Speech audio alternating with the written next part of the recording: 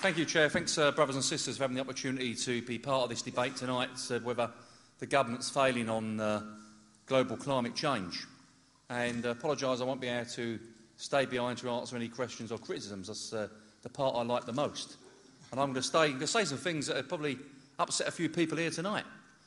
I was up drinking late into the night the other night when Obama was elected. Not that I feel that there's some kind of socialism spreading across the United States, but glad to get rid of those Republican rats that took people into illegal wars throughout the length and breadth of this world. That's the reason why I was up. And all of a sudden he becomes very popular, doesn't he, this Barack Obama? See all these people from the Conservative Party and Liberal Party and New Labour patting him on the back and what a great plan he is. Well, why were they saying that when they was taking us into wars then? That's the question I want to ask people. Don't forget, it was this government that took us into illegal wars, backed by the Conservative opposition and the Liberal opposition at some time or another. And also the policies that have been devised regarding big business and capital have all been supported in some shape or form over the last 6 to 8 weeks by both the Conservative, New Liberal and New Labour parties and Conservative parties. Because the bottom dollar was proven to me over the last 5 or 6 weeks that getting into Parliament or getting into the Senate doesn't mean you get political power.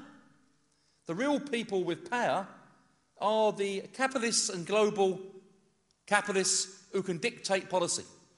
Because the policies that are coming out of the Senate and out of Westminster are basically like bylaws at your branch or your organisation you come up with. What time you can start a meeting, what time you can finish, and so on. But the real questions of our attitudes and our behaviours can change are dictated to by global capital. And the reality is that unless you take on global capital, you will not be able to end the crisis of global warming. Because the reality is that big business are there for one thing only, and that's making sure that their shareholders and their dividends get paid to the shareholders with the biggest possible dividend payment. What goes after the rest is irrelevant.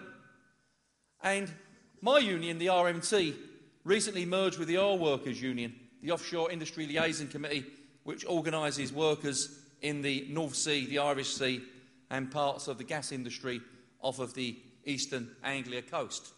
And the reality is that oil is now running out.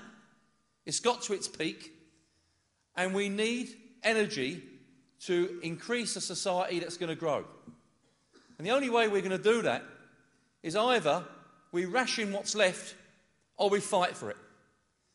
And what's taking place over oil is pretty clear, is that either the countries take stock of what their governments are doing and challenge large and big capital to share the resources that are left in this world, or there's going to be wars to fight for what's left for those people to survive as an economy. Because as it shrinks, it's like being in a boat with a loaf of bread, and either the 12 people that's in that boat with a loaf of bread share the bread, or you chuck 11 people out eventually and one person survives with that loaf of bread to live on. And you see, the question regarding the railway network is that we ain't arguing on the railway network purely out of selfishness. And of course, the reason why you get opposition to industries diversifying what they do is that they feel threatened that there's no livelihoods for them in the future.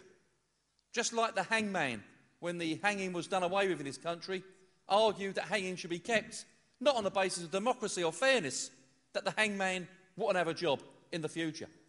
Hence the reason why we have to say to people that if you're in an industry like making cars, then you should be turning those cars into buses to save on the question of carbon emissions.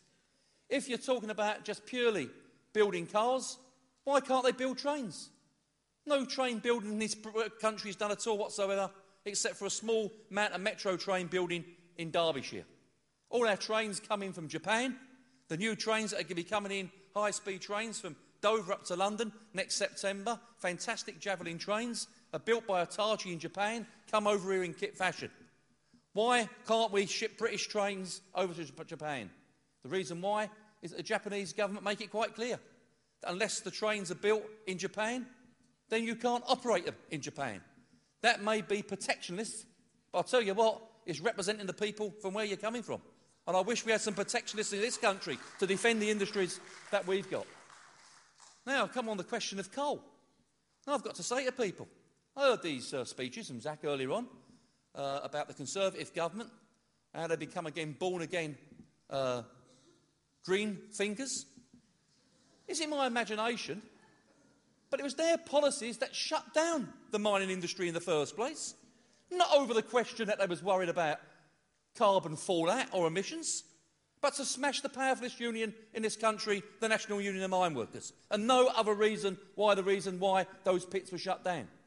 And the fact is there's nothing wrong with coal if you put the investment in for clean carbon capture. Nothing at all whatsoever. But where is their argument, both Conservative, Labour and Liberal, when you come to nuclear power stations? Because the one thing that is sure that is not safe whatsoever is nuclear power, and it should be eliminated immediately and replaced by renewables on that basis. So on the question of railways, we would say that the way to cut down on global climate and cut down the warmth that is taking place, if we haven't gone too far already, is by getting people out of their domestic car and out of short-haul flights onto the railways. And the reason why we say that is this. All the analysis that we do is that up until around about 1945, 1947, 1948, global climate was pretty steady. And you see from 50 up to 60, up to 70, up to 80, up to 90, shooting up like that. By the introduction of the domestic car, you see the introduction of more carbon emissions. And until you get people out of the car and onto railways and onto public transport, which is affordable, which is reliant, which is efficient, then you're not going to see people getting out of their bed in the morning, throwing their duvet quilt off, driver walking up to the railway station to wait for a train on an icy platform where they can jump in their warm car and go to and from work. And that's the system we've got to build, and it's got to be a total new way of thinking. Because it boils down to, at the end of the day, is whoever pays the piper plays the tune. And the likes of BMP and the likes of the nuclear fuel companies sponsor political parties on the basis that they get their policies activated by those people in Parliament. And we've got to understand that as a movement, there's hardly a fag paper's difference between Conservative, New Labour and Liberal on the question of a fundamental change towards global climate change. And we need some finishing there. We should build a movement up, and that movement's got to be one. And it's got to be one on the basis that don't use this argument about coal is now the problem. Because I tell you what, coal was not the problem. And if you put the investment into coal, what you can have is a free system of air, a system where global climate can be reduced, and more importantly, we can have a world that we can live in free, that provides jobs for people, and jobs that we can get people off the dole queues and put them back to where they should be in Britain and dig in that 300 years of beautiful co-op and supplied in industry and domestic customers with the energy they deserve. Thank you.